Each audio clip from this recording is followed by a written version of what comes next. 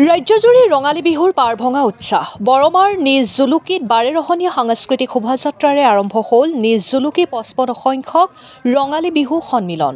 নিজ জুলুকিৰ ৫৫ সংখ্যক ৰঙালী বিহু সন্মিলনৰ সাংস্কৃতিক শোভাযাত্ৰা শুভোদ্বোধন কৰে BTRৰ কাৰ্যবাহী সদস্য ৰাকেশ ব্ৰহ্ম আৰু সমাজকৰ্মী কন্দৰ্প শৰ্মাই।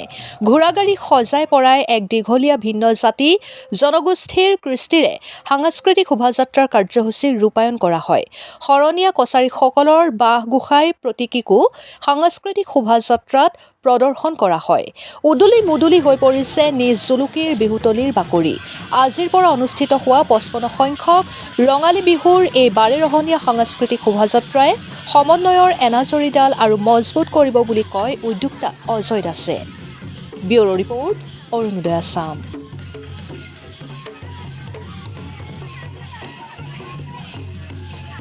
পঞ্চমতম নিজ জুলুকি আমাৰ গাঁওখনৰ সাংস্কৃতিক পদযাত্ৰা ইয়াত ওলোৱা হৈছে আৰু এই বহাগটো লৈ পেলাই যিহেতু জুলুকিবাসী ৰাইজে যোৱা বহু বছৰ ধৰি এটা ইয়াত আমাৰ অসমীয়াৰ যি পৰিচয়, যি হিয়াৰ কুটুম বিহু, ইয়াক বচাই ৰাখিছে আৰু এনেধৰণৰ পৰিৱেশেৰে আমাৰ এই গাঁওখনৰ বা এই অঞ্চলখনৰ এটা মৰম সৃষ্টি কৰাৰ ডাঙৰ এটা ভূমিকা এই গাঁওখনে লৈ আছে।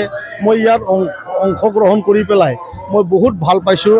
এটা উদুলি মুদুলি পৰিৱেশ আমাৰ বিশেষ কৰি আমাৰ এই শোভাযাত্ৰাৰ সভাপতি আমাৰ অজয় দাস ডাঙৰীয়াৰ নেতৃত্বত হৈ আছে আৰু এই বৰমা অঞ্চলত এইখন এনেকুৱা এটা ঠাই য'ত আমাৰ অধিকাংশ আমাৰ শৰণীয়া জনগোষ্ঠীৰ ভাইসকল ইয়াত বাস কৰে আৰু বিহু আমাৰ এই অঞ্চলৰ যি আমাৰ ৰাইজ আছে জুলুকিবাসী ৰাইজৰ বুকুত বিশেষ কৰি আমি বহু বছৰ ধৰি আমি দেখা পাই আছোঁ। মই ইয়াত থাকি পেলাই আজি এখেতসকলৰ লগত মই থাকিব পাই মই নিজকে বহুত আনন্দ অনুভৱ কৰিছোঁ।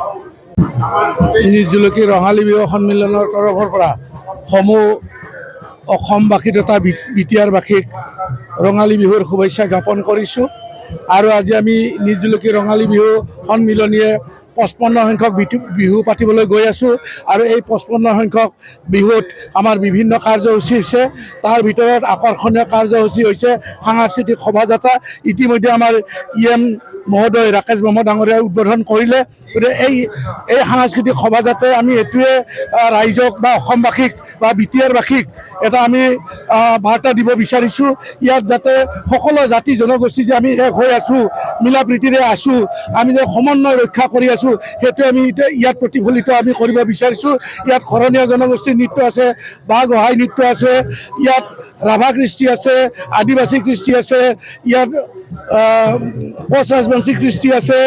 গতিকে বিভিন্ন কৃষ্টি ইয়াত হেৰি কৰা হৈছে, ইয়াত উপস্থাপন কৰা হৈছে, আদৰি অনা হৈছে আৰু এই বাৰ্তাই সমূহ অসমবাসীক এটা নতুন বাৰ্তা দিব যে আমি যে সমন্বয় ৰক্ষা কৰি BTRবাসী বা অসমবাসী চলি আছোঁ, এইটোৱে এটা ডাঙৰ বাৰ্তা হিচাপত প্ৰতিফলিত আমি প্ৰত্যেক বছৰে কৰি আছোঁ আৰু এইবেলিও সেই বাৰ্তাটো যাতে যায় তাকে আমি আশা কৰি মই সকলোকে পুনৰবাৰ নৱবৰ্ষৰ শুভেচ্ছা জনাই মই বক্তব্য সামৰিছোঁ। ধন্যবাদ।